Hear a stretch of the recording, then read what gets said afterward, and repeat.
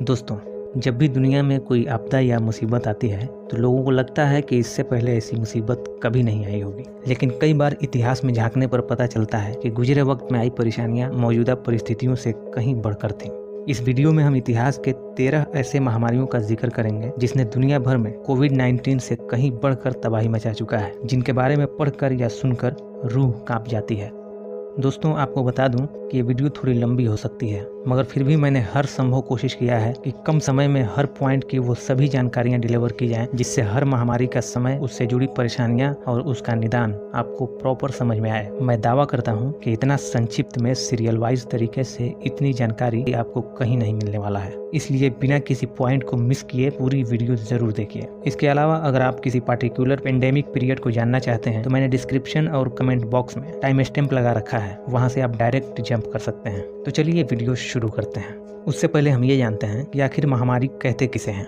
दरअसल महामारी को दो कैटेगरी में बांटा गया है, एपिडेमिक एंड पेंडेमिक। हालांकि कुछ बीमारियां एंडेमिक भी होती हैं, लेकिन इसे महामारी की श्रेणी से अलग रखा गया है क्योंकि ये किसी खास लोगों या क्षेत्र से संबंधित है जिसका इन्फेक्शन रेट काफी कम होता है। जबकि एपिडेमिक ऐसी बीमारी होती है जो किसी बड़ी आबादी, कम्युनिटी या रीजन को इफेक्ट करती है। यही एपिडेमिक जब विशाल रूप लेता है और कई देशों, महाद्वीपों या पूरी दुनिया में फैल जाता है तो इसे पेंडेमिक कहा जाता है। जैसे कोविड-19 जब चाइना के वुहान तक सीमित था तब ये एक एपिडेमिक था, लेकिन जल्द ही भौगोलिक फैलाव ने इसे पेंडेमिक में बदल दिया। तो चलिए अब जानते हैं इतिहास के कुछ मेजर पेंडेमिक्स के बारे में। कोविड-19 के अलावा वर्ल्ड वाइड लेवल पर फैलने वाला जिस पेंडेमिक ने रिसेंटली दुनिया में दस्तक मारी थी वो है HIV एड्स। दोस्तों, इसमें एड्स यानी एक्वायर्ड इम्यूनोडेफिशिएंसी सिंड्रोम एक बीमारी है जो ह्यूमन इम्यूनोडेफिशिएंसी वायरस यानी HIV नामक वायरस के इन्फेक्शन से होता है। इसे दुनिया के सबसे घातक संक्रामक बीमारियों में से एक माना जाता है। जैसा इसका नाम है वैसा ही इसका काम भी है। ये डायरेक्ट इंसान के रोग प्रतिरोधक क्षमता पर अटैक करता है, फिर धीरे धीरे इसको नष्ट कर देता है, जिसकी वजह से शरीर में कई सारी बीमारियां हावी हो जाती हैं, जिससे शरीर काफी कमजोर हो जाता है और फाइनली इंसान की मौत हो जाती है।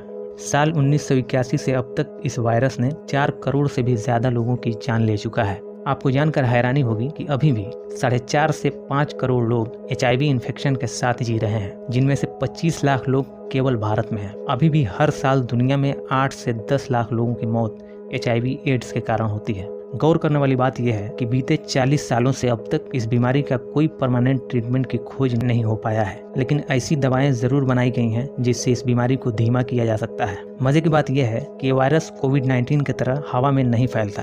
ये वायरस केवल ब्लड और डायरेक्ट ब्लड से बने फ्लूइड से फैलता है, जैसे blood, semen and pre seminal fluid, rectal fluid, vaginal fluid and breast milk.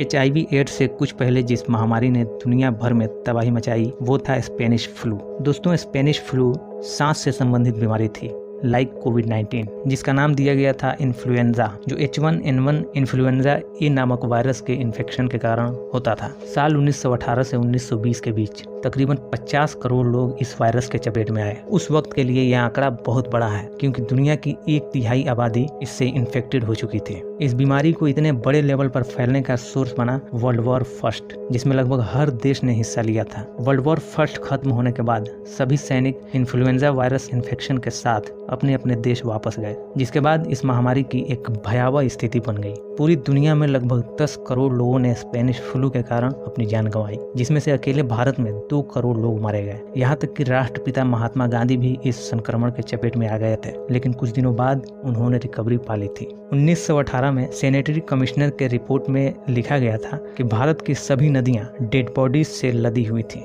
क्योंकि दाह संस्कार के लिए लकड़ी की कमी पड़ गई थी। ठीक ऐसे ही जैसे हमें कोरोना दौर में देखने को मिल रहा है, लेकिन वो स्थिति इससे भी कहीं भयावह थी। साल 1921 एकमात्र ऐसा जनगणना रहा जिसमें भारत की आबादी बढ़ने के बजाय घट गई थी। दोस्तों, इसी वायरस का अपग्रेडेड वेरिएंट दुनिया में एक बार फिर देखने को मिला साल 1957 से 58 के बीच, जिसका नाम दिया गया था इन्फ्लुएंजा पेंडेमिक। ये बीमारी H1N1 का अपग्रेडेड वेरिएंट H2N2 इन्फ्लुएंजा ए नामक वायरस के इन्फेक्शन से होता था। इस वायरस का प्रकोप दुनिया भर में था, जिससे मात्र 1 साल के अंदर 40 लाख लोगों ने अपनी जान गंवाई। इसका तीसरा वेरिएंट साल 1968 में एक बार फिर दुनिया भर में फैल गया, लेकिन जल्द ही इसे भी काबू कर लिया गया था। इसका नाम दिया गया था हांगकांग फ्लू। 1968 से 69 के बीच इसने भी 40 लाख लोगों की जानें ली। दोस्तों, ध्यान देने वाली बात यह है कि उस वक्त तो महामारी के रूप में इस पर काबू पा लिया गया था, लेकिन इसका कोई प्रॉपर ट्रीटमेंट की खोज न होने के कारण दुनिया के अलग अलग रीजन में इसका प्रभाव देखने को मिलता रहा है। आपको जानकर हैरानी होगी कि ये वायरस आज भी हमारे बीच मौजूद है, जिसे हम स्वाइन फ्लू या नॉर्मल फ्लू के नाम से जानते हैं। मौसमी सर्दी, खांसी, जुकाम और बुखार इन्फ्लुएंजा वायरस के कारण ही होते हैं। ये वायरस आमतौर पर 2 से 8 दिनों में चले जाते हैं, लेकिन इसका अधिक प्रभाव खतरनाक स्थिति उत्पन्न कर सकता है। इसके बाद हम नज़र डालते हैं इतिहास की एक ऐसी महामारी के ऊपर जिसने कम समय में सबसे अधिक जानें ली है, और वो है मेक्सिको की कोकुलिस्ली एपिडेमिक 1545-1548। हालांकि 1548 से 1968 के बीच कई सारी महामारियां गुजरी हैं, जिनमें सबसे मेजर पेंडेमिक्स प्लेग को माना जाता है, जिन्हें इस लिस्ट के लास्ट में रखा गया है। दोस्तों, कोकुलिस्ली महामारी साल 1545 से 1548 के बीच 1.5 से 2 करोड़ लोगों की जानें ली, जो उस वक्त मेक्सिको की लगभग 70% आबादी खत्म हो गई। इस बीमारी का नाम कोकुलिस्ली या रक्तस्रावी बुखार दिया गया था, जो वहां का एक स्वदेशी वायरस के इन्फेक्शन के कारण होता था। इसका लक्षण था तेज बुखार, गंभीर सिर दर्द, जीभ का काली हो जाना, आंख, कान और मुंह से बहुत अधिक ब्लीडिंग होना। इसकी शुरुआत अक्सर तेजी से होती थी और वो भी बिना लक्षण दिखाए, और इसके चपेट में आने वाले लोगों की अक्सर 3 से 4 दिनों के भीतर मृत्यु हो जाती थी। इतनी भयावह स्थिति बनने का असल कारण था अनयूजुअल क्लाइमेट कंडीशन, मतलब उस वक्त वहाँ भयंकर सूखा पड़ा था। साल 1548 में रोकथाम के बाद 1576 में एक बार फिर इस वायरस का हमला होता है, और 1576 से 1580 के बीच लगभग 25 से 30 लाख मैक्सिकन लोग मारे जाते हैं। इसको कोकुलिस्ली एपिडेमिक के नाम से जाना जाता है। कई लोग इस बीमारी को मेक्सिको में साल 1519 में आए स्मॉल पॉक्स की एक कड़ी मानते हैं। दरअसल मेक्सिको स्मॉल पॉक्स एपिडेमिक भी टॉप 10 मेजर एपिडेमिक में शामिल है। स्मॉल पॉक्स बेसिकली वेरिगोला नामक वायरस के संक्रमण से होता था। इसकी शुरुआत फेफड़ों से होती थी, फिर ब्लड के जरिए आंत और ब्रेन से लेकर बॉडी के सभी पार्ट्स में फैल जाता था। संक्रमण के 2 से 3 दिनों बाद शरीर पर लाल धब्बे दिखाई देते थे, जो बाद में मवाद और वायरस से भरे बड़े घाव में बदल जाते थे। खास बात ये थी कि ये सिर्फ शरीर के बाहरी सतह पर ही नहीं, बल्कि इसके रेशेस आंतों, फेफड़ों, दिमाग और आंखों में भी निकल जाते थे, जिसके कारण अत्यधिक जलन और बेचैनी होती थी, और फाइनली इस कंडीशन में अधिकतर लोगों की मौत हो जाती थी। अकेले मेक्सिको में साल 1519 से 20 के बीच, यानी एक साल में 80 लाख से लेकर 1 करोड़ लोगों ने अपनी जान गंवाई।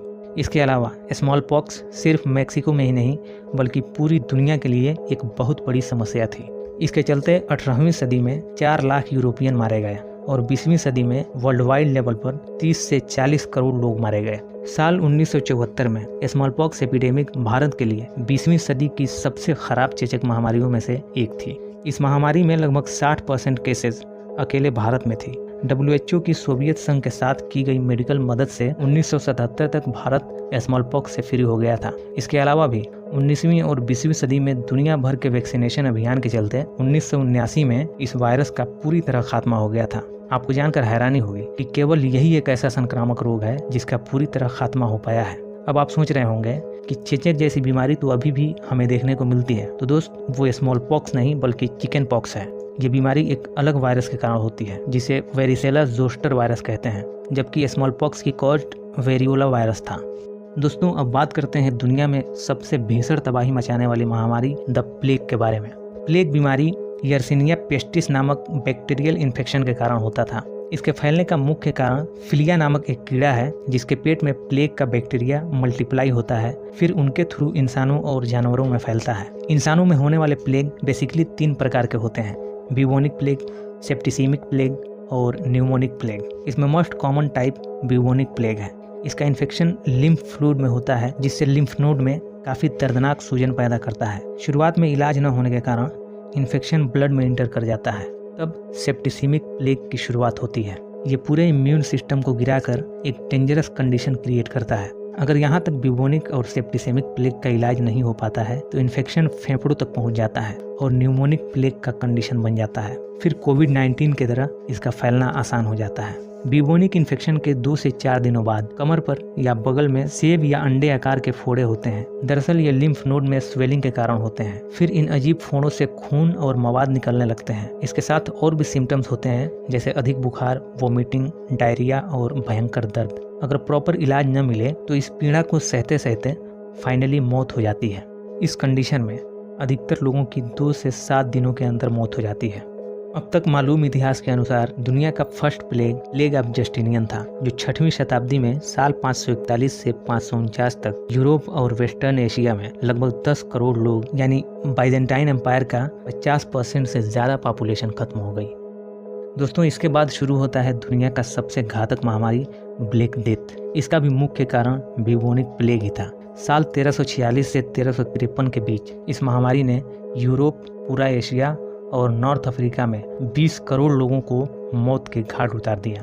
इसका सबसे अधिक प्रभाव यूरोप में रहा। वहाँ की 60 से 65% आबादी खत्म हो गई। अकेले भारत में 1 करोड़ से ज़्यादा लोग मारे गए। इसलिए इसे इंसानी इतिहास में सबसे घातक महामारी के रूप में दर्ज किया गया है। इसके बाद साल 1855 में शुरू होता है थर्ड प्लेग पेंडेमिक।